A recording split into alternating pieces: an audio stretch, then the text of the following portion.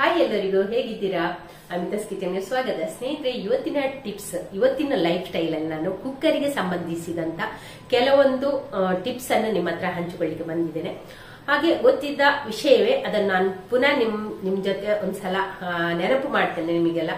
ಹಾಗೆ ಈ ವಿಡಿಯೋ ಹೆಚ್ಚಾಗಿ ಅಂದ್ರೆ ಹೊಸದಾಗಿ ಅಡಿಗೆ ಮಾಡುವವರಿಗೆ, ಅಂದ್ರೆ ಮಕ್ಕಳಿಗೋಸ್ಕರ.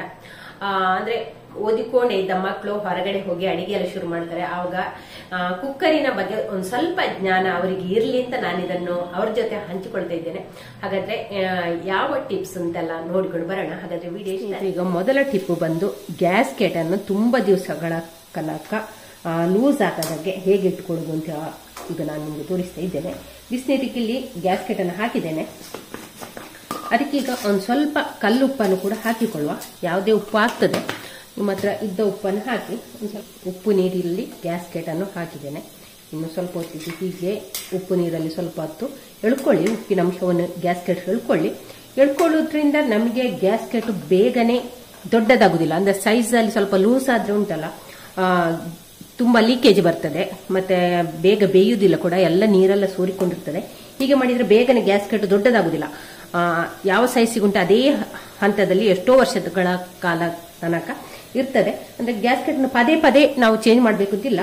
ಹಾಗೆ ಒಂದ್ ವೇಳೆ ಒಂದು ಸ್ವಲ್ಪ ಲೂಸ್ ಇದ್ರೂ ಕೂಡ ಅದು ಹೀಗೆ ಉಪ್ಪು ನೀರಲ್ಲಿ ಹಾಕೋದ್ರಿಂದ ಅದರ ಮೊದಲಿನ ಸ್ಥಿತಿಗೆ ಬರ್ತದೆ. ಹೀಗೆ ಒಂದು ಸ್ವಲ್ಪ ಹೊತ್ತು ತಣ್ಣಗಾಗ್ಲಿಕ್ಕೆ ಇದನ್ನು ಬಿಡುವ. ಇಲ್ಲಿ ನೋಡಿ, ಕ್ಲೀನ್ ಆಗಿರುವಂತ ಒಂದು ಹೀಗೆ ಸ್ಕ್ವೇರ್ ಟೈಪ್ ಇದೊಂದು ಕಾಟನ್ ಬಟ್ಟೆ ತಗೊಳ್ಳಿ.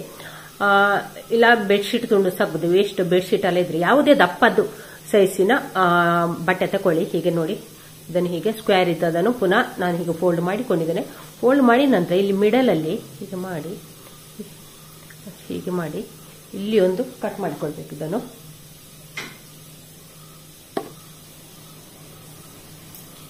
ಇಲ್ಲಿ ಒಂದು ಕಟ್ ಮಾಡಿಕೊಳ್ಳ.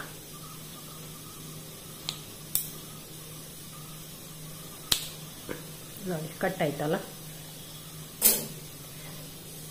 ನೋಡಿ ಕಟ್ ಆಯ್ತು. ಇಲ್ಲೊಂದು ಹೋಲ್ ಆಯ್ತು. ಇದನ್ನೀಗ ನಾವು ಕುಕ್ಕರಿಗೆ ಇಡಬೇಕು. ನೋಡಿ, ಕುಕ್ಕರಲ್ಲಿ ನಾವು ಬೇಳೆ ಎಲ್ಲ ಹಾಕಿದ್ರೆ ಬೇಗ ಅದು ಎಂತ, ಈಗ ನಮ್ದು ಮಾಮೂಲು ಅಂದ್ರೆ ನಮ್ದು ಲೋಕಲ್ ಕುಕ್ಕರ್ ಅಲ್ಲ ಆದ್ರೆ ಉಂಟಲ್ಲ, ಜಾಸ್ತಿ ಎಂತ ಇಲ್ಲಿಂದ ಇದು ಚೆಲ್ಲುವುದಲ್ಲ, ಲೀಕೇಜ್ ಬರುದು. ನಮ್ಮ ಪ್ರೆಸ್ಟೇಜ್, ಬಟರ್ಫ್ಲೈ, ಹಾಕಿನ್ಸ್ ತರ ಅವರದೆಲ್ಲ ಕುಕ್ಕರ್ ಆದ್ರೆ ಲೀಕೇಜ್ ಬರೋದಿಲ್ಲ. ಲೋಕಲ್ ಕಂಪನಿದ ಕಡಿಮೆ ಕ್ರಯದ ಕುಕ್ಕರ್ ಅಲ್ಲಿ ಸಿಗ್ತದಲ್ಲ, ಅದೆಲ್ಲ ಬೇಗ ಲೀಕೇಜ್ ಬರುದು. ಹಾಗೆಂತಿದ್ರೆ ಎಷ್ಟು ಏನೂ ಮಾಡಿದ್ರೆ ಸಹ ಲೀಕೇಜ್ ಹೋಗುದಿಲ್ಲ ಅಂತಿದ್ರೆ ಈ ಮೆಥಡ್ ಅನ್ನು ನೀವು ಫಾಲೋ ಮಾಡಬಹುದು. ನೋಡಿ, ಹೀಗೆ ಇಲ್ಲಿಟ್ಟು ಇದಕ್ಕೆ ಈಗ ನೋಡಿ ವೆಯ್ಟ್ ಹಾಕಿದ್ರೆ ಆಯ್ತು. ಅವಾಗ ಇಲ್ಲಿ ಉಕ್ಕಿ ನಾವು ಏನಾದ್ರೂ ಕೆಲಸಕ್ಕೆಲ್ಲ ಹೋದ್ರೆ ಉಂಟಲ್ಲ, ಸಡನ್ ಬರಗ ಪೂರ್ತಿ ಉಕ್ಕಿ ಎಲ್ಲ ಚೆಲ್ಲಿ ಹಾಗೆ ಸ್ಟವ್ ಮೇಲೆಲ್ಲ ಬಿದ್ದಿರ್ತದೆ. ಹಾಗೆ ಒರೆಸಿಕೊಳ್ಳೋದಲ್ಲ ಒಂದು ಡಬಲ್ ಕೆಲಸ ಆಗ್ತದಲ್ಲ, ಅವಾಗ ಈ ಮೆಥಡ್ ಅನ್ನು ನೀವು ಫಾಲೋ ಮಾಡಬಹುದು.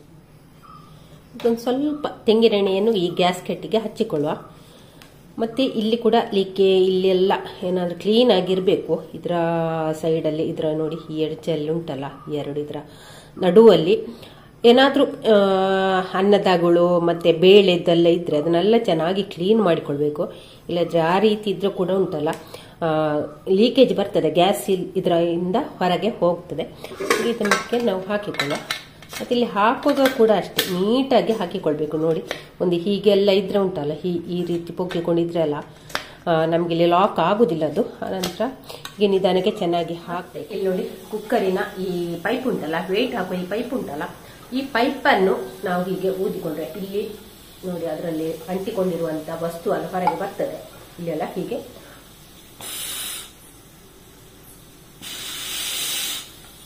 ಇಲ್ಲಿ ಒತ್ತಿ ನಾವು ಊದಿದ್ರೆ ಈ ಚಿಕ್ಕ ಚಿಕ್ಕ ಹೋಲ್ ಉಂಟಲ್ಲ ಅದರಿಂದ ಹೊರಗೆ ಬರ್ತದೆ. ಹಾಗೆ ಇದನ್ನು ಬಿಟ್ರೆ ಪೂರ್ತಿ ಇಲ್ಲಿ ಓಪನ್ ಆಗಿ ಇಲ್ಲೆಲ್ಲ ಗಾಳಿ ಬರ್ತದೆ. ಇವನನ್ನು ಹೀಗೆ ಊದ್ತಾ ಇದ್ದೇನೆ. ಹೀಗೆ ಕೂಡ ಇದರಲ್ಲಿ ಬ್ಲಾಕೇಜ್ ಇದ್ರೆ ಇನ್ನೊಂದು ಟಿಪ್ ಅಂದ್ರೆ ಇಲ್ಲಿ ನೋಡಿ ಸೂಜಿ ಇದೆಯಲ್ಲ, ಇಲ್ಲಿ ನೋಡಿ ಈ ಪೈಪಿಗೆ ನೋಡಿ ಸೂಜಿ ಇದೆಯಲ್ಲ, ಇಲ್ಲಿ ಹಾಕಿಕೊಂಡ್ರೆ ಆಯ್ತು. ಸಪೂರದ ಸೂಜಿ ನೋಡಿ ಈ ಕಡೆ ಬಂತಲ್ಲ, ನೋಡಿ ಈ ಕಡೆ ಬಂದಿದೆಲ್ಲ, ಸಪೂರದ ಸೂಜಿ ಇಲ್ಲ ಇದ್ರೆ ಸರಿಗೆಲ್ಲ ಮಾಡಿಕೊಳ್ಳಿ. ನೀವು ಆಗಾಗ ಕುಕ್ಕರ್ ಬ್ಲಾಕ್ ಆದ್ರೆ ನೀರು ಲೀಕೇಜ್ ಆದ್ರೆ ಬೇಳೆ ಎಲ್ಲ ಬೇಯಿಸುವಾಗ ತುಂಬಾನೇ ಬೇಗನೆ ಲೀಕ್ ಆಗ್ತದೆ.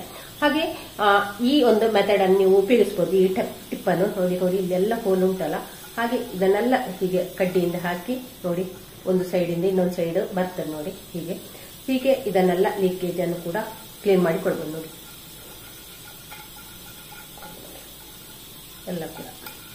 ಎಲ್ಲ ಕೂಡ ಒಂದು ಹೋಲಿಂದ ಇನ್ನೊಂದು ಹೋಲಿಗೆ ಬರುವ ಹಾಗೆ ನಾವು ಮಾಡಿಕೊಂಡ್ರೆ ಆಯ್ತು ನೋಡಿ. ಸೂಜಿಯಲ್ಲೆಲ್ಲ ಒಂದು ಸ್ವಲ್ಪ ಅಂಟಿದೆ ನೋಡಿ, ಸೂಜಿಯೆಲ್ಲ ಒಂದು ಸ್ವಲ್ಪ ಅಂಟಿಕೊಂಡಿದೆ. ಅಂದ್ರೆ ನಾನು ಹೆಚ್ಚಾಗಿ ಕ್ಲೀನ್ ಮಾಡ್ತಾ ಇರ್ತೇನೆ ನೋಡಿ. ಎಲ್ಲವನ್ನು ಕೂಡ ಹೀಗೆ ಕ್ಲೀನ್ ಮಾಡಿದ್ರೆ ಆಯ್ತು.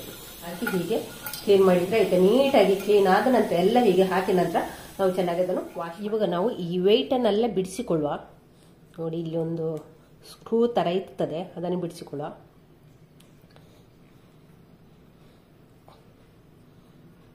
ನೋಡಿ ಎಲ್ಲವನ್ನು ಬಿಡಿಸಿ ಹಾಕಿಕೊಂಡ್ರೆ ಆಯಿತು. ಇಲ್ಲದ್ರೆ ಇಲ್ಲೆಲ್ಲ ಕಪ್ಪು ಕಪ್ಪು ಈ ಗಂಜಿದ್ದು ತಿಳಿ ಬೇಳೆ ಕಾಳು ಅದೆಲ್ಲ ನಿಂತಿರ್ತದೆ. ಅದನ್ನೆಲ್ಲ ನಾವು ಹೀಗೊಮ್ಮೆ ಎಲ್ಲ ವೆಯ್ಟನ್ನೊಮ್ಮೆ ನಾವು ತಿಂಗಳಿಗೆ ಒಂದ್ಸಲಿ ಆದರೂ ಹೀಗೆ ಕ್ಲೀನಾಗಿ ಬಿಡಿಸಿಕೊಂಡ್ರೆ ಆಯಿತು, ಕ್ಲೀನ್ ಮಾಡಿಕೊಂಡ್ರೆ ಆಯಿತು ನೋಡಿ. ಎಲ್ಲವನ್ನು ಕೂಡ ನೋಡಿ ಬಿಡಿಸಿ ಹಾಕಿಕೊಳ್ಳುವ. ಈಗ ಇಲ್ಲಿ ಒಂದು ಸ್ವಲ್ಪ ಅಡಿಗೆ ಸೋಡವನ್ನು ಇದಕ್ಕೆ ಹಾಕಿಕೊಳ್ಳುವ. ವಿಮ್ ಲಿಕ್ವಿಡನ್ನು ಕೂಡ ಒಂದು ಸ್ವಲ್ಪ ಹಾಕಿಕೊಂಡಿದ್ದೇನೆ. ಆನಂತರ ಇದಕ್ಕೀಗ ಬಿಸಿ ಬಿಸಿ ನೀರನ್ನು ಹಾಕುವ. ಹೀಗೆ ಹಾಕೋದ್ರಿಂದ ಇದರೊಳಗೆ ತುಂಬ ಅಂಟಿಕೊಂಡಿರ್ತಲ್ಲ, ತುಂಬ ಡ್ರೈ ಆಗಿದ್ರೆ ಅದೆಲ್ಲ ಬೇಗನೆ ಬಿಟ್ಟುಕೊಳ್ತದೆ.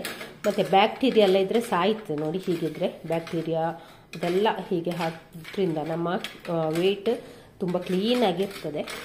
ಎಲ್ಲವನ್ನು ಹಾಕಿ ಒಂದು ಸ್ವಲ್ಪ ಹೊತ್ತು ನೆನೆಯಲಿಕ್ಕೆ ಬಿಡುವ, ಒಂದು 5 ನಿಮಿಷ ನೆನೆಯಲಿಕ್ಕೆ ಬಿಡುವ. ಸ್ವಲ್ಪ ಕೈ ಹಾಕ್ಲಿಕ್ಕೆ ಆಗುವಷ್ಟು ಹೊತ್ತು ಇದನ್ನು ನೆನೆಸಿಕೊಳ್ಳುವ. ಒಂದು ಸ್ಕ್ರಬ್ಬರ್ ತಗೊಂಡು ಚೆನ್ನಾಗಿ ಒಳಗಿಂದ ಎಲ್ಲ ನೀಟಾಗಿ ಹೀಗೆ ತೊಳ್ಕೊಂಡ್ರೆ ಆಯಿತು, ಚೆನ್ನಾಗಿ ಕ್ಲೀನ್ ಆಗ್ತದೆ.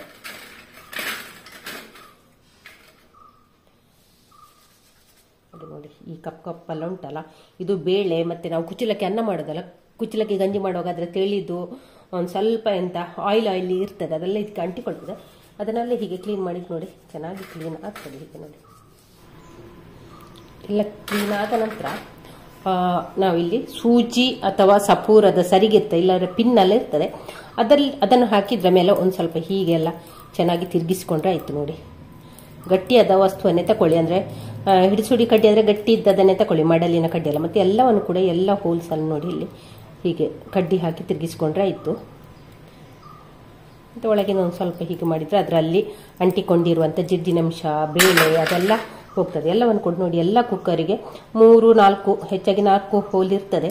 ಎಲ್ಲವನ್ನು ಸಹ ಕಡ್ಡಿ ಹಾಕಿ ಒಮ್ಮೆ ಚೆನ್ನಾಗಿ ಹೀಗೆ ಮಾಡಿದರೆ ಲೀಕೇಜ್ ಬರೋದಿಲ್ಲ, ಮತ್ತು ಬ್ಲಾಕ್ ಆಗೋದಿಲ್ಲ, ಕುಕ್ಕರ್ ಬ್ಲಾಸ್ಟ್ ಆಗೋದಿಲ್ಲ. ಈ ರೀತಿ ಎಲ್ಲ ಮಾಡಿಕೊಂಡು ಜಾಗ್ರತೆ ಮಾಡಿಕೊಂಡ್ರೆ ಉಂಟಲ್ಲ, ಯಾವುದೇ ಹಾನಿ ಆಗೋದಿಲ್ಲ ನಮಗೆ ನೋಡಿ. ಕ್ಲೀನೆಲ್ಲ ಆದ ನಂತರ ಇದನ್ನೆಲ್ಲ ಉಂಟಲ್ಲ,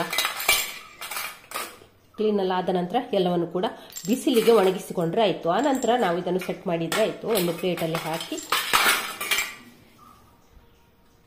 ಸ್ನೇಹಿತರೆ, ಇನ್ನೊಂದು ಟಿಪ್ ಬಂದು ಗ್ಯಾಸ್ಕೆಟನ್ನು ನಾವು ಫ್ರೀಝರಲ್ಲಿ ಇಟ್ಕೊಳ್ಬೋದು. ಹೀಗೆ ಇಡೋದ್ರಿಂದ ಎಂತ ಗ್ಯಾಸ್ಕೆಟ್ ಉಂಟಲ್ಲ ತುಂಬ ದೊಡ್ಡದಾಗ್ತದಲ್ಲ, ಅಷ್ಟು ಬೇಗ ದೊಡ್ಡದಾಗೋದಿಲ್ಲ. ಅಂದರೆ ಹೀಗೆ ಇಡೋದ್ರಿಂದ ಅದು ಅದರ ಮೊದಲನೇ ಸ್ಥಿತಿಗೆ ಬರ್ತದೆ.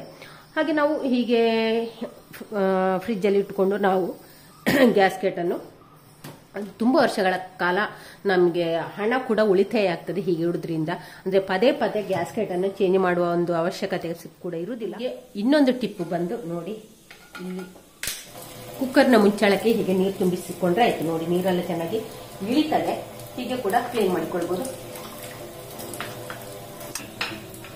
ಹೀಗೆ ಇದಕ್ಕೆ ಇಲ್ಲಿ ಕಡ್ಡಿ ಹಾಕಿ ಕೂಡ ಕ್ಲೀನ್ ಮಾಡಿಕೊಳ್ಬೋದು. ಇದರ ಸೈಡಿಂದೆಲ್ಲ ಕಡ್ಡಿ ಹಾಕಿಕೊಂಡು ಕ್ಲೀನ್ ಮಾಡಿ ಹೀಗೆ ತೊಳೆದಷ್ಟು ನೋಡಿ. ಎಲ್ಲ 4 ಹೋಲಿಂದ ಕೂಡ ಚೆನ್ನಾಗಿ ನೀರು ರಟ್ಟುತ್ತದೆ ನೋಡಿ. ಈ ರೀತಿ ಕೂಡ ಮಾಡ್ತೀವಿ.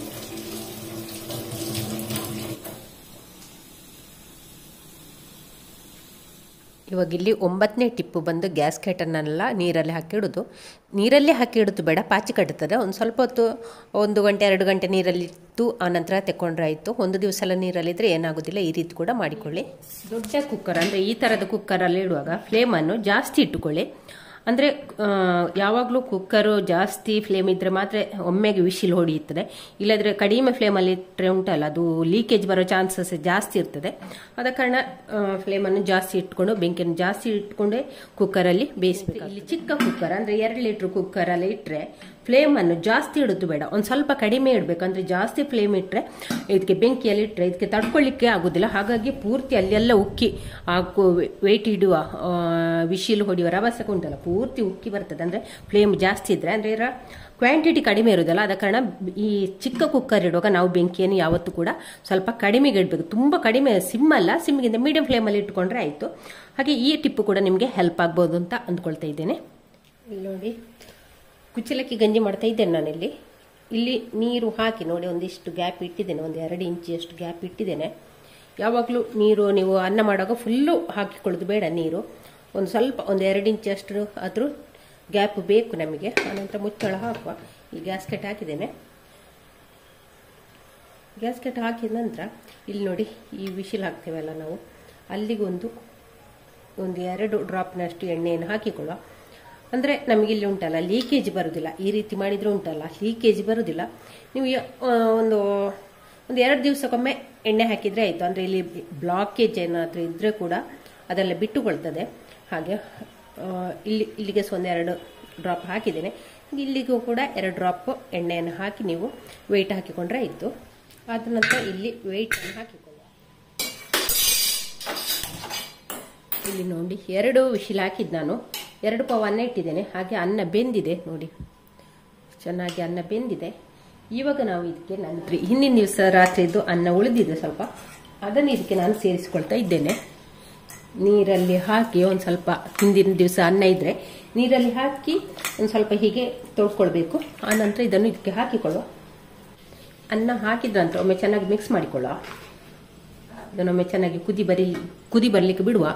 ಒಂದು ವೇಳೆ ನಿಮ್ಮಲ್ಲಿ ಕುಕ್ಕರಿಗೆ ಫುಲ್ ಅನ್ನ ಆಯಿತು, ಏನು ಮಾಡಲಿಕ್ಕೆ ಬಸಿಲಿಕ್ಕೆ ಆಗೋದಿಲ್ಲ ಅಂತ ಹೇಳುವಾಗ ನಾವು ಅನ್ನವನ್ನೆಲ್ಲ ಹೀಗೆ ನೋಡಿ ಹಿಡ್ಕೊಳ್ಬೇಕು ಸೌಟಲ್ಲಿ. ಒಂದು ಸ್ವಲ್ಪ ಇದರ ತೆಳಿ ಪೂರ ಇಳಿದ ನಂತರ ಇದನ್ನು ಬೇರೆ ಒಂದು ಪಾತ್ರೆಗೆ ಹಾಕೊಳ್ಬೇಕು. ಈ ಅನ್ನವನ್ನು ಉಂಟಲ್ಲ, ಈ ತೆಳಿಯಲ್ಲಿ ಇಳಿದ ಅನ್ನವನ್ನು ಬೇರೆ ಒಂದು ಪಾತ್ರೆಗೆ ಇಟ್ಕೊಂಡ್ರೆ ಆಯಿತು. ಹಾಗೆ ಹೀಗೆ ಪೂರ್ತಿ ತೆಳಿ ಇಳಿಯುವ ತನಕ ನಾವು ಹೀಗೆ ಮಾಡಿಕೊಳ್ಬೇಕು ನೋಡಿ. ಅನ್ನ ಎಲ್ಲ ಇನ್ನೊಂದು ಪಾತ್ರಕ್ಕೆ ಹಾಕೊಳ್ಬೇಕು. ನಮಗೆ ಎಷ್ಟು ಸ್ವಲ್ಪ ಗ್ಯಾಪ್ ಅಂದರೆ ಒಂದಿಷ್ಟು ಅರ್ಧದಷ್ಟು, ಇಷ್ಟು ಮುಕ್ಕಾಲು ಅಂಶ ಅನ್ನ ಇದ್ರೆ ಸಾಕು ನಮಗೆ ಬಸಿಯುವಾಗ. ಯಾಕೆಂದ್ರೆ ತುಂಬ ಇದ್ರೆ ಅನ್ನಕ್ಕೆಲ್ಲ ತೆಳಿ ಹಿಡಿದಾಗ ಆಗ್ತದೆ, ಮೆಡ್ಡೆ ಆಗ್ತದೆ, ಉದುರು ಅನ್ನ ಸಿಗುದಿಲ್ಲ. ಹಾಗೆ ಹೀಗೆಲ್ಲ ಒಂದು 3-4 ಸೌಟ್ ನಾವು ಹೀಗೆ ಮಾಡಿ ಬೇರೆ ಒಂದು ಪಾತ್ರಕ್ಕೆ ತೆಗಿಬೇಕು. ಆಗ ಅನ್ನ ಖಾಲಿ ಆಗ್ತದೆ, ತೆಳಿ ಮೇಲೆ ಬರ್ತಿರ್ತದೆ. ಅಂದ್ರೆ ನಮಗೆ ಅನ್ನದಲ್ಲಿ ಈ ಗಂಜಿಯಲ್ಲಿ ಉಂಟಲ್ಲ ತೆಳಿಯ ಅಂಶ, ನೀರಿನ ಅಂಶ ಜಾಸ್ತಿ ಇರಬೇಕು. ಜಾಸ್ತಿ ಇದ್ರೆ ಮಾತ್ರ ನಮಗಿಲ್ಲಿ ಅನ್ನ ಬಿಡಿ ಬಿಡಿ ಆಗ್ತದೆ. ಅದಕ್ಕೋಸ್ಕರ ನಾವು ಒಂದು ಸ್ವಲ್ಪ ಅನ್ನವನ್ನು ಬೇರೆ ಪಾತ್ರೆಗೆ ಹೀಗೆ ತೆಳಿಯನ್ನು ತೆಗೆದು ಇಟ್ಟುಕೊಳ್ಬೋದು. ಆನಂತರ ಇನ್ನೊಂದು ಸ್ವಲ್ಪ ನೀರು ಹಾಕಿ ಒಮ್ಮೆ ಚೆನ್ನಾಗಿ ಕುದ್ದ ನಂತರ ನಾವು ಬಾಗಿಸ್ಕೊಳ್ಬೇಕಾಗ್ತದೆ. ಇವಾಗ ನಾವು ಹಳೆ ಅನ್ನ ಹಾಕಿದ್ದೇವಲ್ಲ, ಹಾಕಿದ ಕಾರಣ ಒಮ್ಮೆ ಚೆನ್ನಾಗಿ ಕುದಿ ಬರಲಿ. ಅನ್ನ ನೋಡಿ ಇಲ್ಲಿ ಚೆನ್ನಾಗಿ ಕುದಿ ಬರ್ತಾ ಉಂಟು. ಇಷ್ಟಾದ್ರೆ ಸಾಕು. ಇವಾಗ ನಾವು ಕುಕ್ಕರಿಂದ ಗ್ಯಾಸ್ ಕೆಟನ್ನು ತೆಗೆದು ಇದನ್ನು ಹೀಗೆ ಹಾಕುವ. ಇಲ್ಲೊಂದು ಕುಕ್ಕರನ್ನು ಇಟ್ಕೊಂಡಿದ್ದೇನೆ ನಾನು. ಹಾಗೆ ಭಾರವಾದ ವಸ್ತುವನ್ನು ಇಟ್ಕೊಂಡ್ರೆ ಆಯ್ತು, ಪಾತ್ರೆಯನ್ನು ಇಟ್ಕೊಂಡ್ರೆ ಆಯ್ತು. ಅದಕ್ಕೆ ಈಗ ಈ ಅನ್ನವನ್ನು ಸೋಸಿಕೊಳ್ಳ. ಹೀಗೆ ಜಾಗ್ರತೆ ಮಾಡಿ 2 ಕೈ ಬಿಟ್ಟು ಹಾಕಿಕೊಂಡ್ರೆ ಆಯ್ತು ನೋಡಿ. ಹೀಗೆ ಹಾಕಿಕೊಂಡ್ರೆ ಆಯ್ತು. ಕೆಲವೊಂದು ಕುಕ್ಕರಿಂದ ಅನ್ನ ಅದಕ್ಕೆ ಚೆಲ್ತದೆ. ಅನಂತರ ತೆಳಿಯನ್ನೆಲ್ಲ ಬಾಗಿಸಿ ಅದನ್ನು ಇದರಿಂದ ಅನ್ನವನ್ನು ತಕೊಂಡ್ರೆ ಆಯ್ತು. ತೆಗೆದು ನಂತರ ಇದಕ್ಕೆ ಹಾಕಿಕೊಂಡ್ರೆ ಆಯ್ತು ನೋಡಿ. ಹೀಗೆ ಪೂರ್ತಿ ನೀರು ಇಳಿಲಿ. ಅನ್ನದಲ್ಲಿ ಜಾಸ್ತಿ ನೀರಿದ್ರೆ ಮಾತ್ರ ಅನ್ನ ನಮಗೆ ಬಿಡಿ ಬಿಡಿಯಾಗಿ ಸಿಗ್ತದೆ. ಹೀಗೆ ಸೋಚಿಸ್ತದೆ.